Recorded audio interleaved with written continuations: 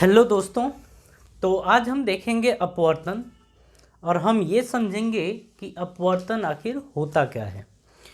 देखिए, अगर हम प्रकाश वाले चैप्टर की बात करें तो इसमें परावर्तन के बाद का पोर्शन अपवर्तन होता है। हमने परावर्तन को अच्छे तरीके से समझा था, उसमें हमने गोलीय दर्पण देखा था जिसमें अवतल और उत्तल दर्पण की बात कर रहे थे। ठीक है, अब हम समझेंगे अपवर्तन के बारे में कि अपवर्तन हमें कहाँ कहाँ देखने को मिलता है और अपवर्तन किसे कहा जाता है। सारे कॉन्सेप्ट को अपन समझेंगे। देखिए, नॉर्मली हम इसमें अब बात करेंगे, जैसे अगर परावर्तन की बात करें तो परावर्तन में हम देखते थे कि कोई लाइट यानी कि कोई प्रकाश की किरण आती थी और किसी सरफेस से, किसी सतह से टकराती थी और फिर से उसी माध्यम में वापस चली जाती थी। तो माध्यम सेम था। लेकिन अगर अपवर्तन की बात करते हैं तो हम ये कहते हैं कि कोई प्रकाश की किरण आई और किसी सरफेस से टकराई और वो दूसरे माध्यम में गई, तो ये होता है अपवर्तन। मतलब यहाँ पर अपवर्तन देखने को मिलता है कि अगर कोई प्रकाश की किरण एक माध्यम से चलती है और दूसरे माध्यम में जाती है तो यहाँ पर अपने को अपवर्तन देखने को मिलता है। जैसे नॉर्मली एक एग्जाम्पल की या कुछ एग्जाम्पल की बात करें, जैसे स्विमिंग पूल में आपने देखा होगा या आपने इस चीज़ को महसूस नहीं किया है तो ज़रा इसको देखिएगा कि अगर स्विमिंग पूल की जो सतह होती है ना नीचे वाली, अगर उसको देखेंगे तो वो कुछ ऊपर दिखाई पड़ेगा और इसका कारण अपवर्तन होता है। इसी तरीके से अगर नींबू को आप कांच के ग्लास में रख दें तो आप देखेंगे कि नींबू अपने एक्चुअल साइज से, जो उसका आकार होगा, उससे बड़ा दिखता है। एक एग्जांपल यहाँ देख सकते हैं, जैसे आप गिलास में पानी रखा हुआ है, उसमें पेंसिल देखिए, पेंसिल डालिए तो पानी और जो हवा, पानी और हवा के बीच में जो पेंसिल का ये वाला पोर्शन रहेगा ना, ये आपको कुछ तिरछा नज़र आता है। इसका भी कारण होता है अपवर्तन। उसी तरीके से आप क्या करिए कि कोई लिख के, कोई लिखा हुआ ऐसे कोई पेज के ऊपर आप कांच का टुकड़ा कोई रख दीजिए तो आप देखेंगे कि वो टुकड़ा ना कुछ ऊपर नज़र आएगा। इसका भी कारण अपवर्तन ही होता है। ठीक है, तो ये सारी चीज़ें होती है। अब इसी को समझते हैं कि आखिर अपवर्तन होता क्या है। हम इसको परिभाषा के रूप में समझते हैं। ठीक है, चलिए, तो हमारी हेडिंग होगी प्रकाश का अपवर्तन। प्रकाश का अपवर्तन, इसको बोलते हैं refraction of light. Refraction of light, इसे ये बोला जाता है। ठीक है, प्रकाश का अपवर्तन मतलब रिफ्रैक्शन ऑफ लाइट। ठीक है, हम इसमें ये कहते हैं, देखिए इसकी परिभाषा की बात करें तो हम बोलते हैं प्रकाश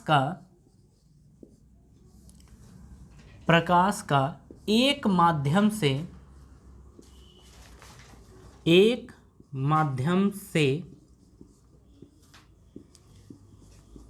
दूसरे माध्यम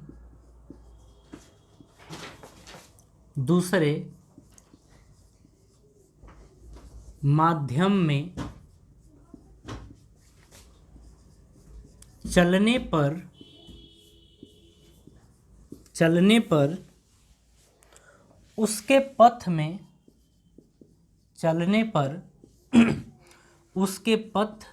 में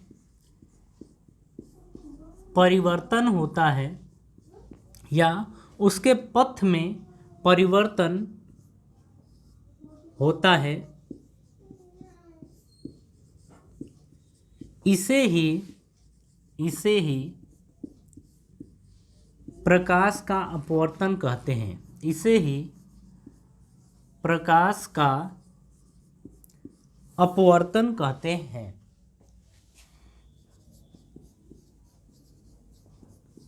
अपवर्तन कहते हैं।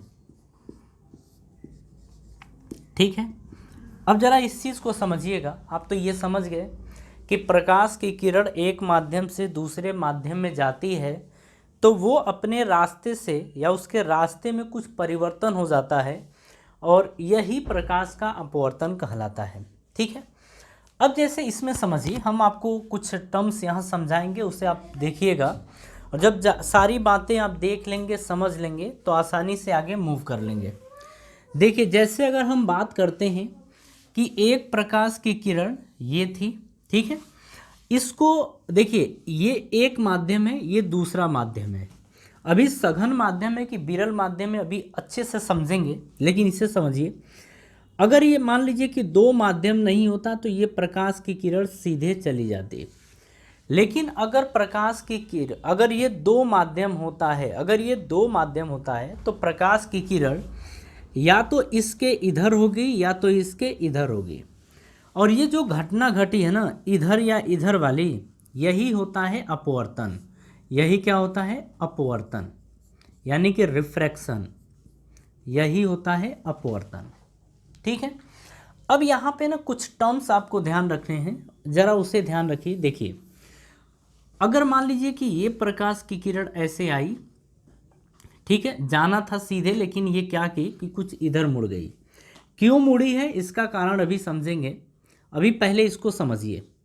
देखिए, जैसे ये हो गया तो इसको हम बोलते हैं अभिलंब। अभी आप इसको ध्यान रखिए, इसको हम बोलते हैं अभिलंब, यानी इसे बोला जाता है नॉर्मल। इसे हम बोलते हैं नॉर्मल, यानी कि अभिलंब। ये होता है आपका आपतित किरण, इसको बोलते हैं आपतित किरण। इसको बोला जाता है इंसिडेंट रे, सॉरी, इसको बोलते हैं अपन इंसिडेंट रे। और ये होता है अपवर्तित किरण, इसको बोलते हैं अपवर्तित किरण, यानी इसको बोला जाता है रिफ्रैक्टेड रे। रिफ्रैक्टेड रे, अपवर्तित किरण, ये आप ध्यान रखिए। ठीक है, ये आपका होता है आपतित किरण, जिसको अपन इंसिडेंट रे बोलते हैं। ये होता है आपका अभिलंब, और ये जो प्रकाश की किरण मुड़ी है ना, इसे अपन बोलते हैं अपवर्तित किरण। ठीक है, ये बात आप समझ लीजिए। अब आगे की कहानी इसमें समझते हैं। ये सारी चीज़ें समझ गए। एक बात और आप ध्यान रखिए, अगर हम किसी भी किरण की बात करें, किसी भी रे की बात करें, तो इसके पास कुछ प्रॉपर्टी होती है। जैसे किसी भी किरण, किसी भी रे का अपना एक तरंगदैर्ध्य होता है, जिसको अपन लैम्डा बोलते हैं। लैम्डा क्या होता है? तरंगदैर्ध्य। तो किसी भी किरण का, किसी भी प्रकाश किरण का एक तरंगदैर्ध्य होता है। किसी भी प्रकाश किरण का एक, अगर हम बात करें तो ए फॉर एम्पलीट्यूड, एम्पलीट्यूड का मतलब आयाम। किसी भी किरण के पास आयाम होता है। ठीक है, अच्छा, वेवलेंथ, तरंगदैर्ध्य को बोलते हैं वेवलेंथ, इसको वेवलेंथ बोला जाता है। ये होता है एम्पलीट्यूड, एम्पलीट्यूड का मतलब आयाम, एम्पलीट्यूड। किसी भी प्रकाश की किरण के पास एफ होता है, एफ को बोलते हैं आवृत्ति, और इसे बोला जाता है फ्रीक्वेंसी। इसे बोलते हैं फ्रीक्वेंसी, फ्रीक्वेंसी ये होता है। किसी भी किरण के पास अपना एक वेग होता है, जिसे बोलते हैं वेलोसिटी या स्पीड। एक वेग होता है जिसे अपन वेलोसिटी या स्पीड बोल सकते हैं। ठीक है, तो ये हर प्रकाश की किरण के पास ये प्रॉपर्टीज़ होती हैं। अच्छा ना, इसमें आप ध्यान रखिएगा, ज़रा हम इनके बारे में आपको बता दें। जैसे फ्रीक्वेंसी हो गया, यानी आवृत्ति, तरंगदैर्ध्य, आयाम और वेग, इसके बारे में ज़रा हम आपको कुछ इन्फॉर्मेशन दे दें। देखिए, नॉर्मली अपन क्या देखते हैं कि अगर एक प्रकाश की किरण एक माध्यम से दूसरे माध्यम में जाती है, तो देखिए उस प्रकाश के किरण के लिए, जैसे मान लीजिए रेड कलर का, आपको ये पता है ना, प्रकाश की किरण जो होती है वो उसमें 7 रंग होते हैं। 7 में से किसी एक को पकड़िए। अगर एक को पकड़ते हैं, जैसे हम बात कर लेते हैं कि ये आपका रेड कलर की है, मतलब लाल रंग की प्रकाश की किरण है, हम इसकी बात कर रहे हैं। अगर ये एक माध्यम से दूसरे माध्यम में जाती है तो क्या बदलता है, क्या नहीं बदलता है, इसे आप समझिए। देखिए, हम कहते हैं इसमें कि जो एम्पलीट्यूड यानी कि आयाम होता है, एम्पलीट्यूड यानी कि आयाम, और जो फ्रीक्वेंसी यानी कि आवृत्ति, ये नहीं बदलता है। हम कहते हैं कि नहीं बदलता है। मतलब एक माध्यम से दूसरे माध्यम में गई, लेकिन जो पहले माध्यम में इसका एम्पलीट्यूड और फ्रीक्वेंसी था, आयाम और आवृत्ति था, वो वही रहेगा, चेंज नहीं होगा। लेकिन अगर हम बात करते हैं वेवलेंथ यानी कि तरंगदैर्ध्य और वेलोसिटी यानी कि वेग, ये बदलता है। अगर एक माध्यम से दूसरे माध्यम में जाता है तो ये बदलता है। ठीक है, तो आप ना ये ध्यान रखिएगा, ये जब भी आप देखेंगे कि आपका ऑब्जेक्टिव पेपर जो होता है, मतलब शुरुआत में जो क्वेश्चन दिए जाते हैं उसमें डायरेक्ट पूछा जाता है। तो अगर आपको एक एक पॉइंट ध्यान है ना, तभी आप उसे कर सकते हैं और उसमें टाइम नहीं लगता है। अगर आप खुद सोच के बताइए कि अगर हम ये कहें आपसे कि एक प्रकाश की किरण है, एक माध्यम से दूसरे माध्यम में गई, इसमें बताइए क्या नहीं बदलता है, तो आप क्या दिमाग लगाएंगे? अगर आपको याद है कि ये नहीं बदलता है, मतलब आयाम और आवृत्ति नहीं बदलता है, तो आप कर पाएंगे, अदरवाइज आप नहीं कर पाएंगे। ठीक है, मतलब ये आपको ध्यान रखना होता है। चलिए जी, अगर ये कहानी आपको समझ में आ गई तो ज़रा अब आगे देखते हैं।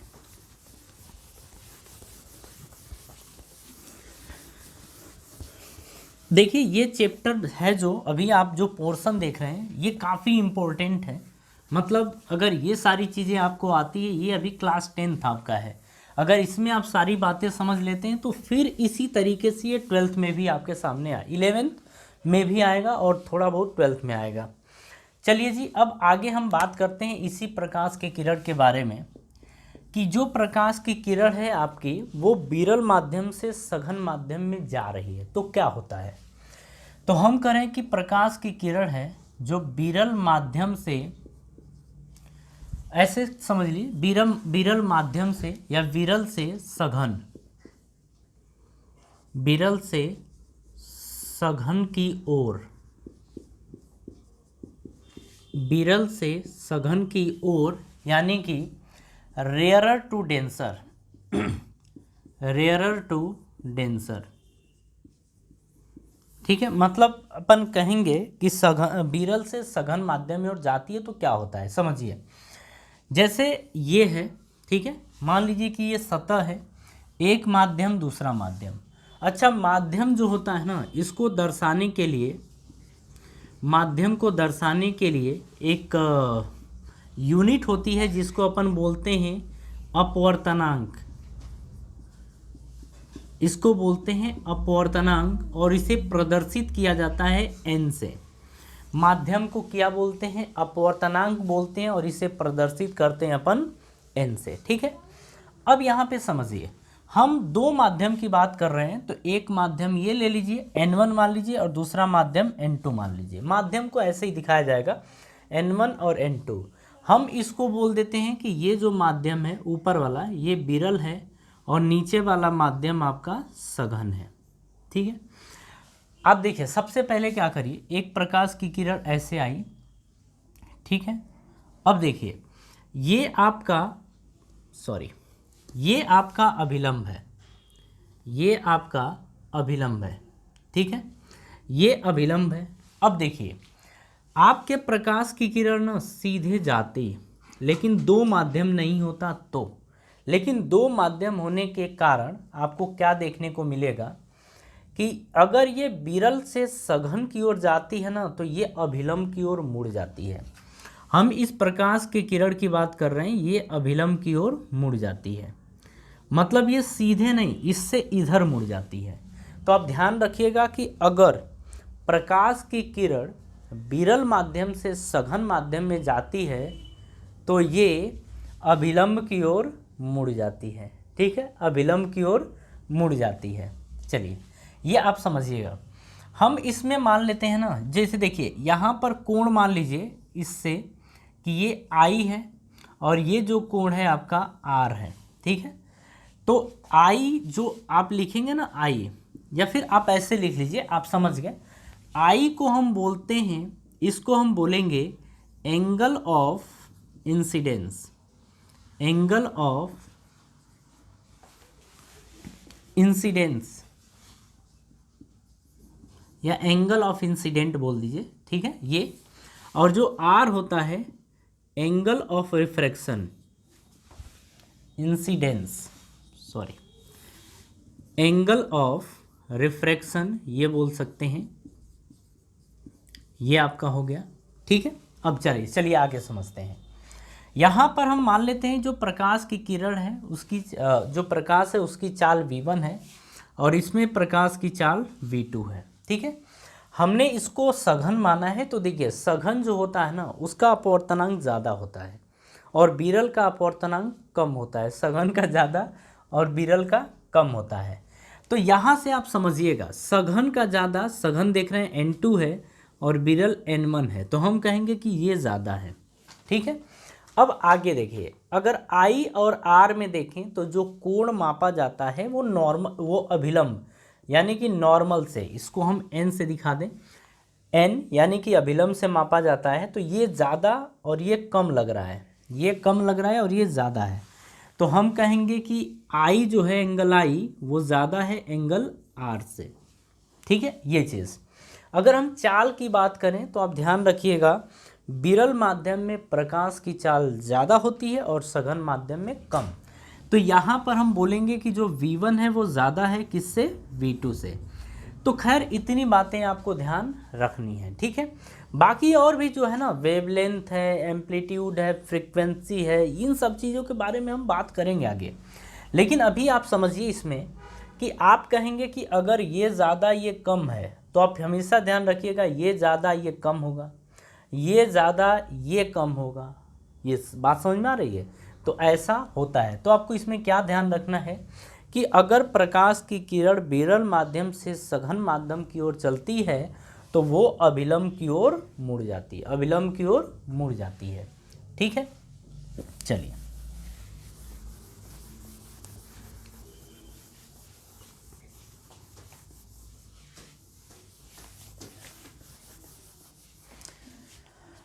ये जो है आपका यही रहेगा I और R। हाँ जी, अब आगे समझिए। अब हम करें कि सघन से विरल की ओर, सघन से विरल की ओर, तो यहां पर हम लिख रहे हैं कि सघन से, दूसरा है सघन से विरल की ओर, यानी कि denser to rarer, denser to rarer. अब जरा इसको समझिए, हम करें कि ये जो माध्यम है ऊपर वाला ये सघन माध्यम है और जो नीचे वाला माध्यम देख रहे हैं ये आपका विरल माध्यम है, ठीक है। अब देखिए एक प्रकाश की किरण ऐसे आई, ठीक है, और ये आप तुरंत अभिलंब बनाइए, ये आप बनाइए। प्रकाश की किरण आपकी ऐसे सीधे जानी थी, ठीक है, ऐसे ही जानी थी। लेकिन हुआ क्या कि जब प्रकाश की किरण सघन माध्यम से विरल माध्यम में जाती है तो अभिलंब से दूर हटती है, तो ये आपके प्रकाश की किरण अपवर्तित होगी अभिलंब से दूर। ये कोण आपका I है और ये कोण आपका R है, ठीक है। ये माध्यम आपका N1 है, ये माध्यम आपका N2 है। आप खुद देखिए कि N1 और N2 में ज़्यादा कौन है, तो N1 ज़्यादा है क्योंकि सघन माध्यम है, तो ये ज़्यादा। I और R में R ज़्यादा है I कम है, तो आप कहेंगे R ज़्यादा है और I कम है, ठीक है। चाल की बात करें, मान लेते हैं ये V1 है और यहाँ पे प्रकाश की चाल V2 है। विरल माध्यम में प्रकाश की चाल ज़्यादा होगी यानी V2 ज़्यादा होगा V1 से। तो इसमें ऐसी कोई ऐसी तोप चीज़ नहीं है जो आपको न समझ में आए, सारी बातें आप समझ पा रहे हैं कि ये क्या हो रहा है, ठीक है। तो ये भी हो गया कि अगर प्रकाश की किरण सघन माध्यम से विरल माध्यम की ओर जाती है, सघन माध्यम से विरल माध्यम की ओर जाती है तो ये अभिलंब से दूर हटती है, ठीक है। कॉपी करिए।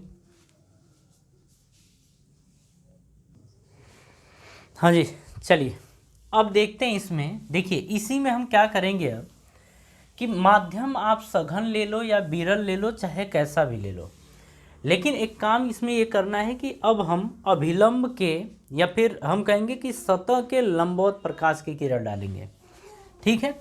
तो आप कोई भी माध्यम ले लो, हम बस ये बोल रहे हैं कि सतह के लंबवत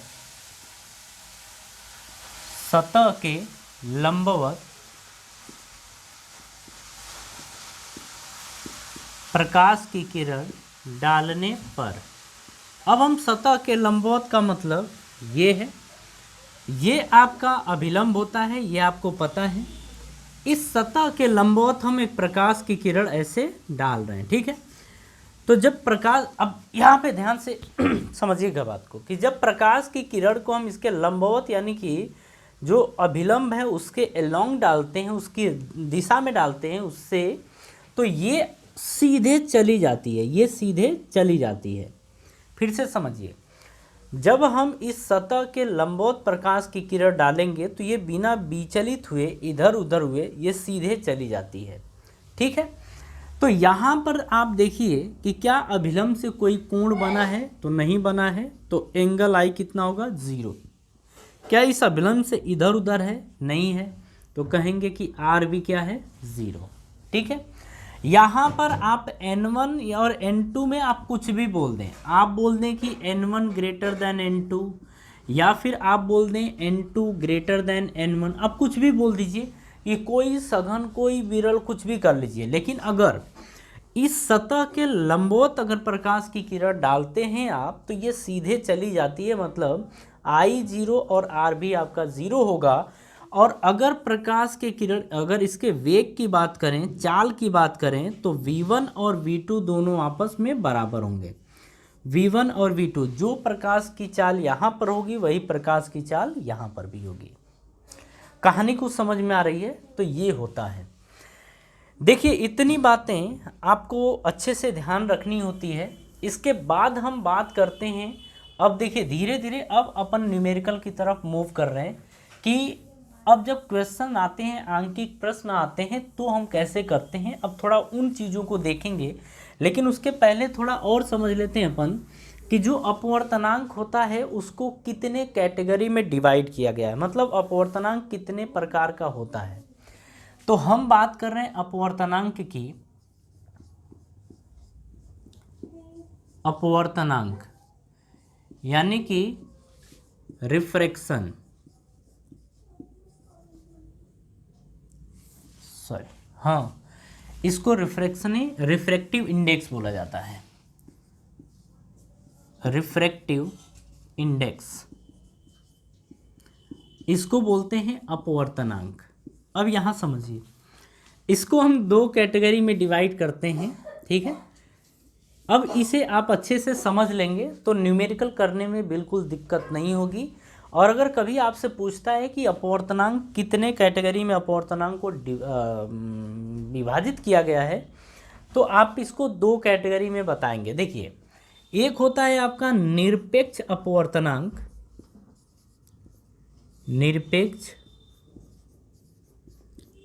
अपवर्तनांक, जिसको बोलते हैं एब्सोल्यूट रिफ्रैक्टिव इंडेक्स।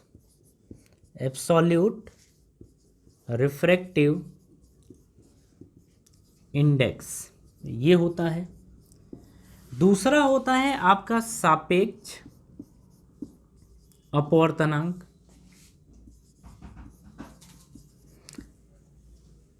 सापेक्ष अपवर्तनांक, इसको बोलते हैं हम रिलेटिव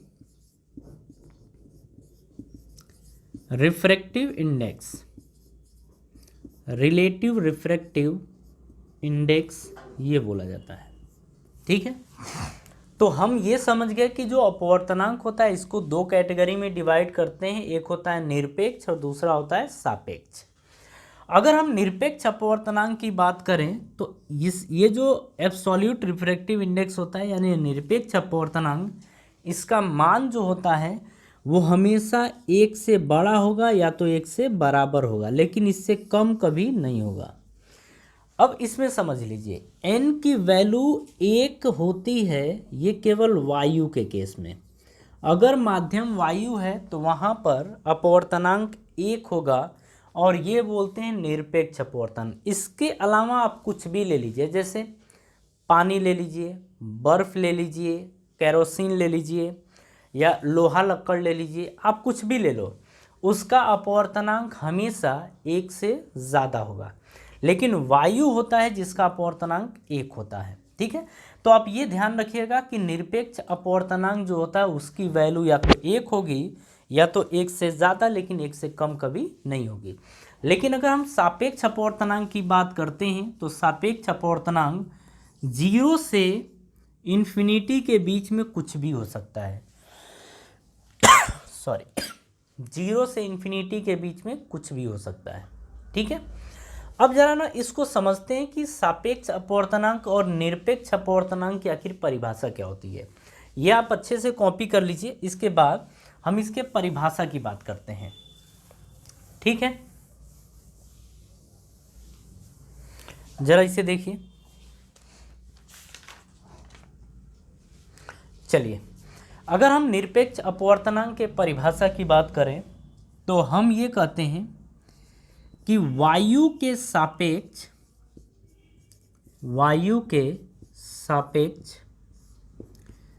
किसी माध्यम का अपवर्तनांक किसी माध्यम का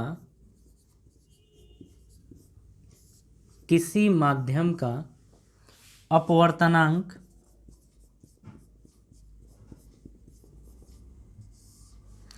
निरपेक्ष अपवर्तनांक कहलाता है।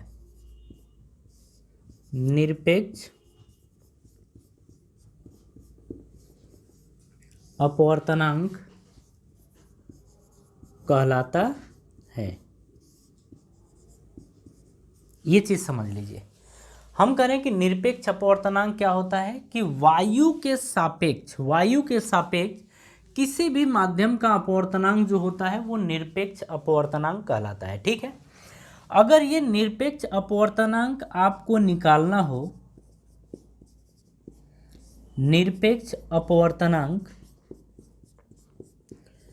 तो इसे देखिए, हम कहते हैं कि प्रकाश का निरपेक्ष अपवर्तनांक बराबर प्रकाश का वायु में वेग या चाल अपॉन प्रकाश का माध्यम में वेग, प्रकाश का माध्यम में वेग। अब देखिए, प्रकाश का वायु में जो वेग होगा, अब इस चीज़ को यहाँ जरा समझ लीजिए। हम करें कि ये वायु है और ये आपका कोई माध्यम है, कोई भी माध्यम हो सकता है, पानी हो, चाहे केरोसिन हो, तारपीन हो, कांच हो, कुछ भी हो। अब देखिए, जैसे हम बोल रहे हैं प्रकाश यहाँ से आया और इस माध्यम में, तो इस माध्यम में जो प्रकाश की चाल होगी, जो इस माध्यम में प्रकाश की चाल वो c होगी, क्योंकि वायु में प्रकाश की चाल को हम c से प्रदर्शित करते हैं और किसी माध्यम में प्रकाश की चाल को v से। तो यहाँ पर आएगा अपवर्तनांक n बराबर प्रकाश का वायु में वेग तो c, प्रकाश का माध्यम में वेग तो v। तो आप याद रखिएगा कि निरपेक्ष अपवर्तनांक बराबर होता है प्रकाश का वायु में वेग अपॉन प्रकाश का माध्यम में वेग, यानी कि n is equals to c upon v, n equals to c upon v, ये होता है। ठीक है, चलिए, अब ये चीज़ समझ गए। अच्छा, एक चीज़ और आपको बता दें कि जो अपवर्तनांक होता है इसका कोई मात्रक नहीं होता है, तो इसको नोट में आप लिख सकते हैं कि अपवर्तनांक का मात्रक नहीं होता है। नोट में आप लिख लीजिए, अपवर्तनांक का मात्रक नहीं होता है। अपवर्तनांक का मात्रक नहीं होता है। ठीक है, ये चीज़ समझ गए। चलिए, अब सापेक्ष अपवर्तनांक की बात करते हैं। देखिए, हम ये कहते हैं कि जब प्रकाश एक माध्यम से दूसरे माध्यम में जाता है तो हम इसमें ये कहेंगे कि एक माध्यम का दूसरे माध्यम के सापेक्ष अपवर्तनांक कहलाता है। हम कह रहे हैं कि जब प्रकाश एक माध्यम से दूसरे माध्यम में जाता है तो एक माध्यम के सापेक्ष दूसरे माध्यम का अपवर्तनांक सापेक्ष अपवर्तनांक या रिलेटिव रिफ्रैक्टिव इंडेक्स कहलाता है। ठीक है, अब जरा इस चीज़ को समझिए, परिभाषा आपके स्क्रीन पे आ जाएगी, उसे देख लीजिएगा। ठीक है, हम आगे की कहानी समझाते हैं। अब देखिए हम बोल रहे हैं यहाँ पर, मान लीजिए कि ये दो माध्यम है। देखिए हमेशा वायु में प्रकाश की चाल c होती है, किसी माध्यम में नहीं। तो हम इसको पहला माध्यम मान लेते हैं, इसको दूसरा माध्यम मान लेते हैं। पहले माध्यम में प्रकाश की चाल v1 है, दूसरे माध्यम में प्रकाश की चाल v2 है, ऐसा मान लीजिए। ठीक है, तो यहाँ पर हम ये कहते हैं कि जो सापेक्ष अपवर्तनांक होता है, इसमें हम ये बोलेंगे कि पहले सापेक्ष अपवर्तनांक बराबर पहले माध्यम में प्रकाश की चाल, पहले माध्यम में प्रकाश की चाल या पहले माध्यम में चाल अपॉन दूसरे माध्यम में चाल, दूसरे माध्यम में चाल। ठीक है, अब इसे समझिए, पहले माध्यम में चाल क्या है v1, दूसरे माध्यम में चाल क्या है v2। ठीक है, ये चीज़ होगा, पहले माध्यम में चाल v1 और दूसरे माध्यम में चाल क्या होगा v2 होगा। तो आप इस तरीके से फिलहाल अभी समझिए। ठीक है, चलिए अब हम आगे की बात करते हैं यहाँ पे और अब ना सापेक्ष अपवर्तनांक को ही थोड़ा बेहतर तरीके से देखते हैं। निरपेक्ष तो हम समझ ही गए हैं, अब उसे देखते हैं। देखिए जो तरीका बताया जाएगा ना, उसी तरीके से आप इसे समझिएगा तो आपको अच्छे से समझ में आएगा। ठीक है, अगर हम रिलेटिव रिफ्रैक्टिव इंडेक्स की बात करते हैं, अगर रिलेटिव रिफ्रैक्टिव इंडेक्स की बात करते हैं तो आप कैसे देखेंगे। देखिए हम यहाँ पे ऐसा बोल देते हैं कि दो माध्यम, पहला ये है, दूसरा ये है, इसमें प्रकाश की चाल v1 है, इसमें प्रकाश की चाल v2 है। तो देखिए हम इसमें लिखेंगे कैसे, पहले ये तो अपवर्तनांक हो गया, अब पहले माध्यम का अपवर्तनांक दूसरे माध्यम के सापेक्ष, समझिए लिखेंगे कैसे। अगर हम n21 लिख देते हैं तो इसे पढ़ते हैं कि दूसरे माध्यम का अपवर्तनांक पहले माध्यम के सापेक्ष। अगर हम n12 लिख देते हैं तो पहले माध्यम का अपवर्तनांक दूसरे माध्यम के सापेक्ष। तो इसे पढ़ने का तरीका क्या है, पढ़ते इसे हैं कि पहले माध्यम का अपवर्तनांक, पहले माध्यम का अपवर्तनांक दूसरे माध्यम के सापेक्ष, दूसरे माध्यम के सापेक्ष, पहले माध्यम का अपवर्तनांक दूसरे माध्यम के सापेक्ष। ठीक है, अगर आप n21 लिखते हैं तो इसे लिखेंगे कि दूसरे माध्यम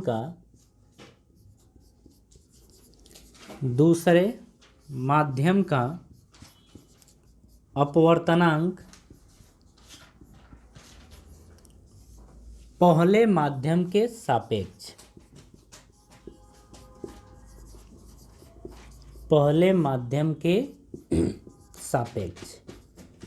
ये कहानी आपको कुछ समझ में आई कि पढ़ा कैसे जाता है।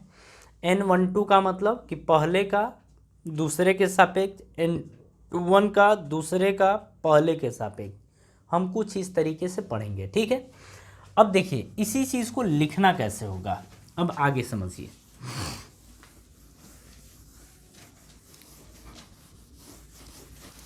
हाँ जी, देखिए अगर हम n12 लिख देते हैं तो हमें n1 अपॉन n2 लिखना होता है।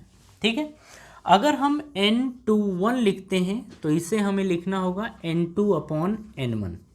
थोड़ा सा ये चीज़ आप समझिए, हम कह रहे हैं कि पहले माध्यम का दूसरे माध्यम के सापेक्ष, तो पहला माध्यम अपॉन दूसरे माध्यम, दूसरे माध्यम का पहले से तो दूसरे का अपॉन पहले का। ठीक है, अब यहाँ पे देखिए आपने अभी देखा था कि n बराबर क्या होता है, c अपॉन v होता है। तो अगर हम यहाँ से निकालना चाहें तो n1 बराबर लिखेंगे c अपॉन v1। यहाँ पर अगर हम लिखें n2 तो लिखेंगे c अपॉन v2। ठीक है, तो ये चीज़ आप देखिए यहाँ पर रखिए, n1 की जगह रखेंगे c upon v1 upon n2 की जगह रखेंगे c अपॉन v2, बीच का बीच में मल्टीप्लाई करिए और नीचे का ऊपर।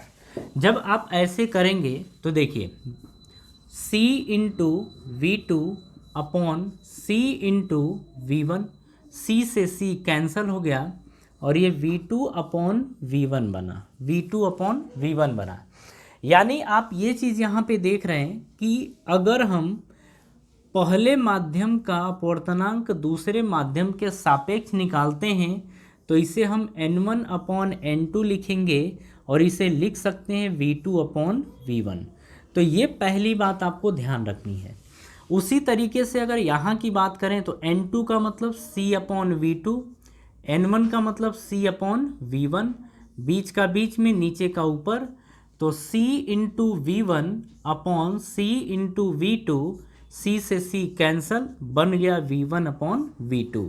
तो अगर आप लिखते हैं यहाँ पर कि n21 तो इसे लिखेंगे n2 अपॉन n1 और इसे आप लिखेंगे V1 अपॉन V2। क्या लिखेंगे? V1 upon V2। बात कुछ समझ में आ रही है? तो आपको ऐसे लिखना होगा। तो हमें ये लगता है कि ये बिल्कुल आपके लिए टफ नहीं है, आप इजी वे में इसे कर सकते हैं, कोई भी दिक्कत आपको नहीं होगी। ठीक है, चलिए देखिए जी, ये सारी चीज़ें आपको समझ में आ गई। खैर आप ये समझ गए कि निरपेक्ष अपवर्तनांक और सापेक्ष अपवर्तनांक क्या होता है, किस तरीके से इसे कैलकुलेट किया जाता है, ये भी आप समझ गए। आगे जो नेक्स्ट लेक्चर होगा इसी के आगे हम और देखेंगे, ठीक है, और अपवर्तनांक ही हम देखने वाले हैं, इसी के बारे में डिटेल से समझेंगे और भी कुछ बातें। और इसके बाद हम कुछ क्वेश्चन नेक्स्ट वीडियो में करेंगे ताकि ये कॉन्सेप्ट आपको पूरी तरीके से समझ में आए। ठीक है, चलिए जी, मिलते हैं नेक्स्ट वीडियो में। Thank you.